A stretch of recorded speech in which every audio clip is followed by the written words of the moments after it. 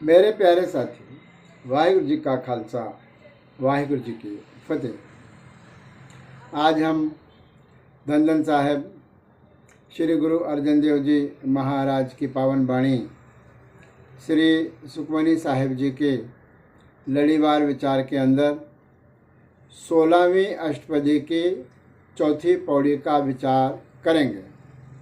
आओ हम सीधे वाणी से जुड़ते हैं। पौड़ी इस प्रकार से आरंभ है। नाना रूप नाना जाके रंग। उस प्रभु परमात्मा के बारे में गुरु महाराज समझा रहे हैं कि नाना रूप, नाना का अर्थ है अलग अलग प्रकार के, विभिन्न प्रकार के, अलग अलग तरह के, अलग अलग किस्म के उस प्रभु के रूप हैं। प्रभु एक है, लेकिन उस प्रभु के जो रूप है वो अलग अलग है और भिन्न भिन्न है। नाना जाके रंग, और उसके जो रंग है, उसके जो प्रेम में अलग अलग प्रकार के चरित्र है, वह भी कई प्रकार के हैं, कई प्रकार के उसके रंग हैं। नाना भेक करे एक रंग, अलग अलग प्रकार के, नाना विभिन्न प्रकार के भेक करता है, वह वेश बनाता है, लेकिन अंत में वह एक ही रंग का रहता है, वह एक ही स्वरूप का रहता है।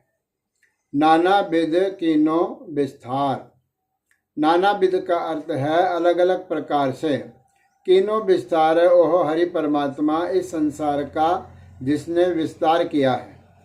सारी कायनात को, सारे ब्रह्मांड को जिस परमात्मा ने बनाया है, कैसे बनाया? नाना विध, अलग अलग प्रकार से प्रभु ने इस जगत की रचना की है। लेकिन प्रभ अविनाशी एकंकार, अंत में वह एक ओंकार रूप रह जाता है। प्रभु वह अविनाशी है, नाश से रहित है, जिसका कभी भी नाश नहीं होता। ऐसा प्रभु अंत में एक ओंकार स्वरूप ही रहता है, वह एक ही रहता है, भले ही उसके रंग और रूप अनेक हों। फिर कहते हैं नाना चलित करे खिन माहे। नाना का अर्थ है अलग अलग प्रकार के, विभिन्न प्रकार के चलित। चलित का अर्थ है कौतक तमाशे। वह अलग अलग प्रकार के कौतक करता है, लीलाएं करता है।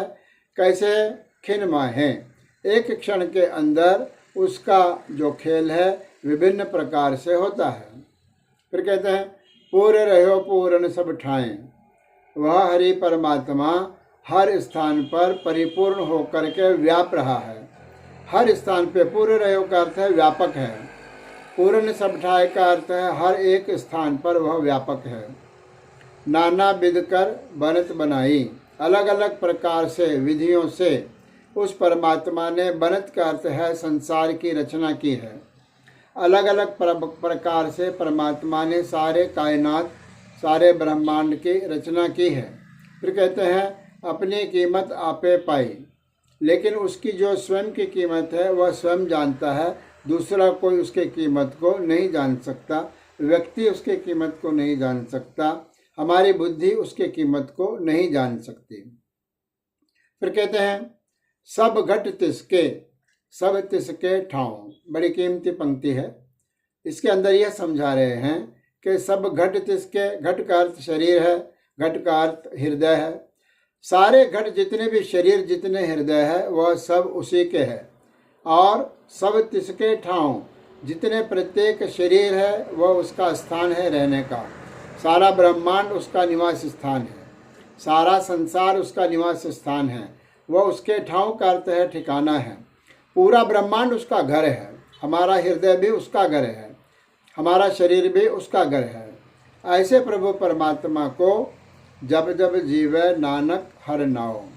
गुरु महाराज, पंचम पातशाह महाराज जी गुरु नानक देव जी महाराज के नाम की मोहर ला करके समझा रहे हैं। जप जप जीवै, मैं प्रभु परमात्मा के नाम को जप जप करके ही जीता हूँ। नानक हर नाम, हरि परमात्मा का नाम, उस ईश्वर का नाम, प्रभु का नाम मैं जाप करता हूँ, उसके नाम का मैं सिमरन करता हूँ, और ये जपते जपते ही मैं जीता हूँ। जपते जपते संसार के अंदर जीना, यह सबसे बड़ी कला है।